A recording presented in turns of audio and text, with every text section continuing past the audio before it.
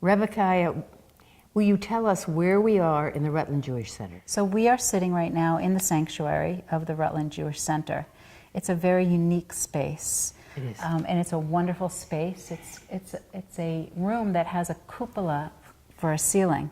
And so since, it does. And since the ceiling, right, and it's all paneled in beautiful wood. It was built in the late 1880s. So it has that Victorian design throughout the entire building, which is, very kind of, it's simple, but it's ornate. At the same time, there's an ornate quality to it. This cupola is amazing for sound in this space. Oh, the acoustics. So when I sing during the services, there's no need for any amplification. That's amazing. And all the voices as well from the congregation just are amplified by the roundness and the high cupola ceiling. So the sound is really phenomenal. Wonderful. For services. It's something extraordinary and special about it. Yes, it was built in the 1890s by the widow of the president of the Rutland Railroad, whose name was Horace Henry Baxter. He had a mansion right across the street from this synagogue, which is now the Rutland Middle School. That was the site of their home and their grounds, and this was all part of their grounds. When he passed away, his widow built this building that we're in right now as a memorial library in his honor. And it was held and used by the city of Rutland until 1927, when the community outgrew the space and needed a larger library. And it was put on sale, and the Jewish community of Rutland that had been meeting in various other sites purchased the building in 1927 and then converted this sanctuary. I'm assuming that this sanctuary space was where the stacks were. This is because this is the main largest open space within the building. And so it got converted at that point into That's fascinating. A sanctuary. So this raised bima, it's called a bima, which is really a platform or stage, was added to create some height, because our services, in any Jewish synagogue, the services take place on an elevated space, which is where the rabbi and the Torah comes out, and the rabbi usually stands. So this stage was added, as well as at the top of this round space is a verse from the Torah, from the Bible, that says in Hebrew, "V'ahavta l'reacha kamocha," and then translated in English on the other side, "Thou shalt love thy neighbor as thyself." So that was put in to this rounded structure as a motto. And then the ark was built. The ark holds the Torah, and it's, I believe, from that period, that symbol of the two lions surrounding the Ten Commandments. Right. You have the Ten Commandments there. The lion represents the Lion of Judah. Yes. And that's a classic symbol for the Jewish people. And then you see a crown above the Ten Commandments, and that's representing the crown of Torah. That's a phrase that's often used about the Torah itself, that when one studies Torah, one acquires the crown of Torah, It's a lovely which is thought. really like acquiring wisdom, Yes. right? And then, of course, above that crown, you see a Jewish star, and above that is a little lamp, and that's the eternal light. That light is on 24 hours a day, forever, and it represents the light of God that is present with us and never goes out. Is always there. And I would assume that this piece was probably made in the late 1920s. And then inside, It fits the space wonderfully, yes, whoever designed it. yes. And then there's another phrase at the top of the curtain, this dark blue curtain. Yes. And that phrase in Hebrew is Pitchu li sharei tzedek, which means "open for me the gates of righteousness." Because Do you read this is a Hebrew curtain that's from going right to left? Yes, it's read from right to left, and because this curtain is sort of like a gateway, right? Behind that curtain, we have our Torahs, which I can show you. We can open that up. And so this phrase, "open for me the gates of righteousness," right? Because it's like a doorway. And then you have on the walls as well the symbol of the menorah, 7 branches, not 8.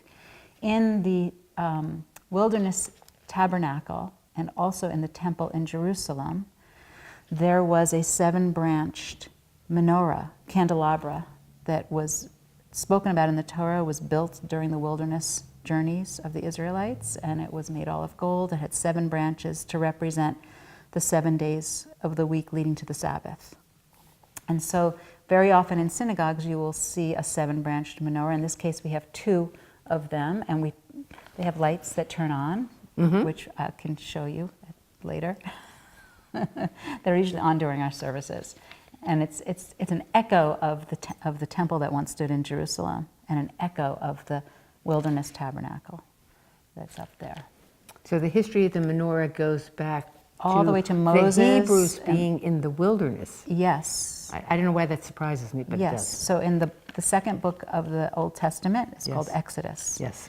And the final 13 chapters of that entire book deal with God commanding Moses to create the tabernacle and all of the furniture and things that would go in there, including this 7-branched golden menorah, which was the way they had light in that space. Well, now, there are also some other pieces that I would say are art in this sanctuary. The lights. To me, they're just of a Gothic design. I don't know much about them, or symbolically what they would represent.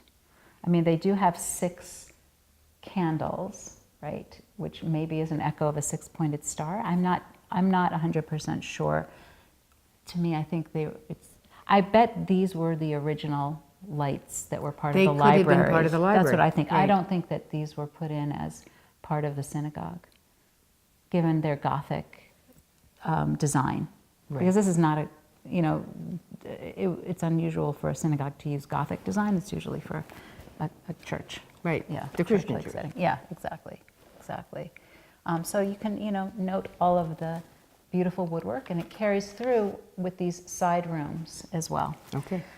So we have a marvelous fireplace that is in one of these side rooms off of the sanctuary, with just phenomenal woodwork that goes above the hearth, and marble all around the opening of the fireplace. And this was a functional fireplace? Yes, it was. Sure. Look, this of course. Was built in the Consider 1890s. So you got the time. You got to heat it, right? Right. The ceiling in the fireplace room is also very beautiful, with these carved wooden beams that run across the entire ceiling, and also the height, right, of these It's wonderful to have the ceiling so high. Yeah, it is. And there was so much care put into creating something very beautiful when this building was first built, which is something, to think about, a building that's built by a woman who wants to pay tribute to her husband, and you think about the love, right? Yes. That she had for him, and that I experienced in terms of the loving care of the details of this space, the way that it was built. It is a beautiful space. So in addition to this fireplace room, which is one anteroom off of the sanctuary, we have another side room off of the sanctuary, and that's the room that has this fabulous cut glass window, again from that period. And that seems most unusual to have a window like that in the library, does it not? Yes. To us. Yes, well, it speaks to that Victorian, very romantic style of architecture. And that's very evident throughout this building. Please tell us more about the Ark, Rabba Kaya. Okay, so the Ark is in every Jewish sanctuary, and it is essentially a container for the Torah.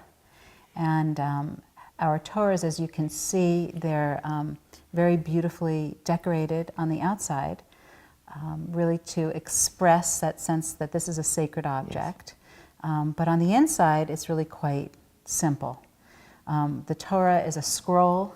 Its main material is animal skin, and the animal skin is wrapped around 2 pieces of wood, and a scribe will write the words of the Torah onto this animal skin with a quill, with a feather quill and a very simple black ink. And this has been our tradition for thousands of years.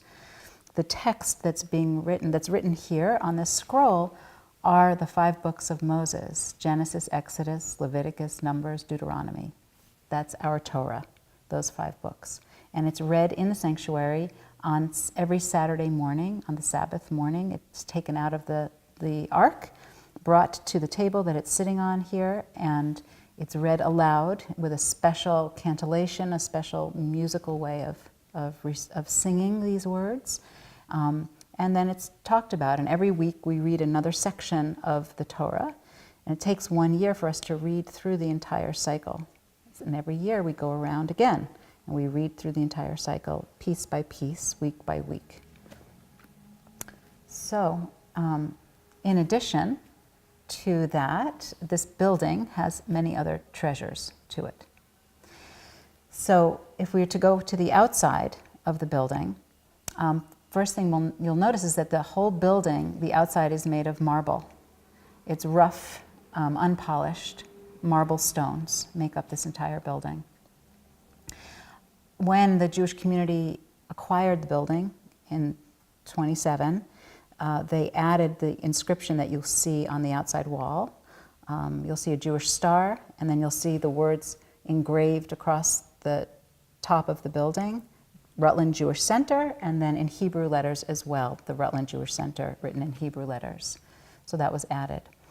And then as you come up these marble steps, you come to this beautiful entryway. And the entryway has a very lovely checkerboard marble floor to it. And then it has these carvings all along the pillars of this front. It's almost really like a front porch, wouldn't you say? I would say. Yeah, something like that. And you'll note these interesting carved faces, yes, that are on the pillars. And those also appear on the front of the building as well, interesting carvings. And the front door itself, right, kind of feels like a medieval castle, this giant curved And the art door around the front door. The Yes. door itself is a piece of art. It is. The door itself, absolutely, is a phenomenal structure. And then it opens, and you come into this beautiful foyer. It is. And again, you have those Victorian romantic flourishes or touches in the foyer, with the beautiful carvings on the what's called the knoll, the end of the staircase, the piece of wood that sits at the very bottom of the staircase that's beautifully carved, and then running up the entire staircase as it turns, more very detailed wooden carvings decorating that entire space. So, and then from that foyer, you can see straight into the sanctuary. And that was the original door for this building.